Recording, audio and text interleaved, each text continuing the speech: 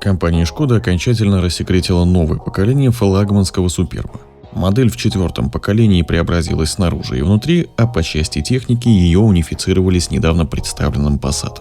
Но в отличие от него Superb предложен в кузовах лифтбэк и универсал, тогда как Passat теперь доступен только в виде универсала.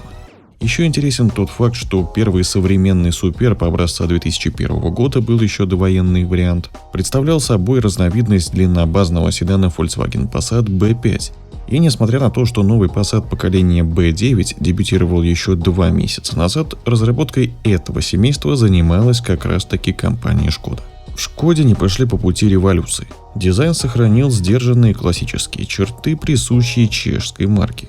Из самых видимых отличий от предыдущего поколения стоит отметить агрессивный передний бампер, более внушительную рамку радиаторной решетки, LED-полоски в фарах, сама оптика может быть матричной, и штрихи в задних фонарях. Чистые линии задней части автомобиля и узкие светодиодные задние фонари придают Супербу динамичный вид. Особенности топ-версии Lauryn & Clement — затемненный хром. Матричные фары на новом Супербе за счет последовательного включения и выключения отдельных светодиодных элементов предотвращают ослепление других участников дорожного движения. В Шкоде отмечают, что все кузовные панели у Суперба новые, а из-за большего угла наклона лобового стекла улучшилась аэродинамика. Коэффициент аэродинамического сопротивления составляет 0,23 у лифтбэка и 0,25 у универсала. В основе машины лежит доработанная платформа MQB с приставкой EVA.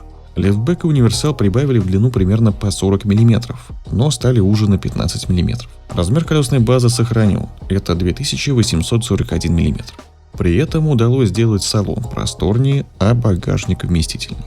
Лифтбэк может перевозить на 20 литров больше, 645 литров, а универсалу досталось дополнительные 30 литров. Багажник вырос до 690 литров.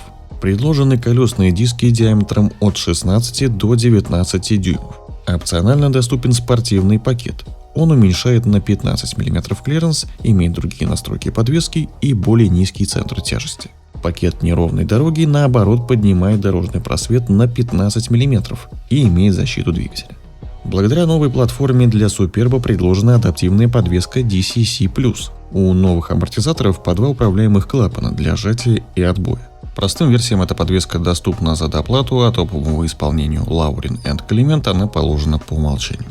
Салон был рассекречен еще в конце августа. Он выглядит современнее. Уже в базовой комплектации стоит цифровая панель приборов диагональю 10 дюймов и экран мультимедийной системы на 10 либо 13 дюймов, в зависимости от исполнения. Заявлен и проекционный дисплей. Переключатель коробки передач переехал на рулевую колонку. Версии с механикой больше не будет. За поворотники и стеклоочиститель отвечает левый рычаг. Управление наружным светом теперь кнопочное, а в боксе на центральном тоннеле встроена беспроводная зарядка для смартфонов с охлаждением мощностью 15 Вт.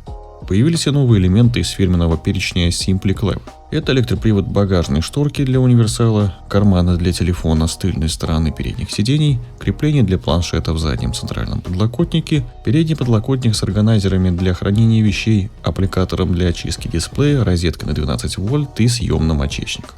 Над центральным тоннелем появились физические шайбы Smart Dial со встроенными экранчиками. Они снабжены 32-мм дисплеями, а функции регуляторов можно перенастраивать по своему усмотрению из предложенного медиасистемы списка вариантов.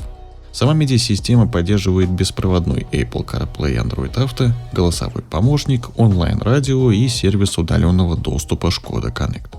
В оснащении топ-версии Lauryn & Clement помимо адаптивной подвески входит комбинированная обивка салона, кожа и кожзам, дорогие передние кресла с вентиляцией и массажем, аудиосистема Canton с 14 динамиками общей мощностью 700 Вт, трехзонный климат-контроль, а также матричные фары. Моторная гамма Суперба практически идентична новому Passat. Она представлена турбодизелем 2 литра TDI в 2 вариантах форсировки на 150 или 193 лошадиные силы. Хотя у Passat есть еще версия на 122 силы. Машина со 150-сильным мотором имеет передний привод, а более мощные Супербы полноприводные, с муфтой на задней оси.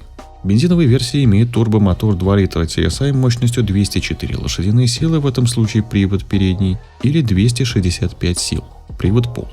Также в гамме впервые появился мягкий гибрид. У него бензиновый турбомотор 1,5 литра и TSI на 150 лошадиных сил и 250 Нм дополнен 48-вольтовым стартер-генератором с современным приводом. Все перечисленные бензиновые и дизельные версии имеют семиступенчатый робот DSG с двумя сцеплениями. Подзаряжаемый гибрид сохранен, но теперь это только универсал Superb комби с турбомотором 1,5 литра TSI на 150 лошадиных сил и шестиступенчатым роботом DSG, в который встроен электродвигатель. Пиковая мощность системы 204 лошадиные силы, привод только передний.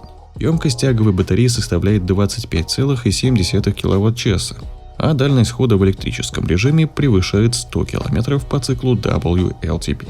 Новый Superb получил 10 подушек безопасности, а также улучшенный комплекс дорожных ассистентов. Это система помощи при повороте, система экстренного рулевого управления и автоматическое экстренное торможение на пешеходов сзади. Новая интеллектуальная система помощи при парковке способна работать как на боковых, так и на параллельных парковках. А система Emergency Assist снижает риск аварии, если водителю становится плохо. Она обнаруживает такую ситуацию и берет на себя управление. Система включает аварийный сигнал и начинает плавно тормозить до полной остановки.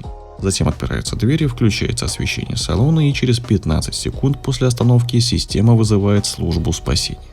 На европейский рынок новый Superb выйдет только весной 2024 года.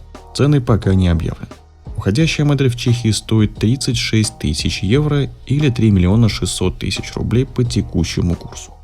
Новое поколение будут выпускать в Словакии на одном конвейере с Passat. Кстати, как вы считаете, какой родственный универсал получился более симпатичным? Новый Passat или Superb? Поделитесь своим мнением в комментариях. А если вы интересуетесь автомобилями, то заглядывайте в мой телеграм-канал, где каждый день выходят актуальные автомобильные новости.